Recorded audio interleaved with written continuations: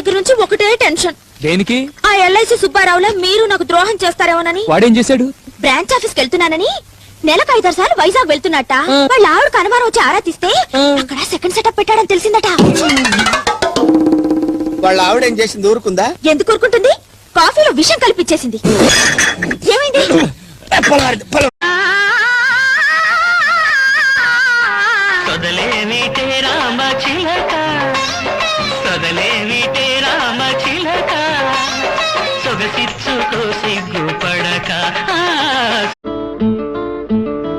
చక్కనైనవో చిరుగాలి ఒక్క మాట వినిపోవాలి.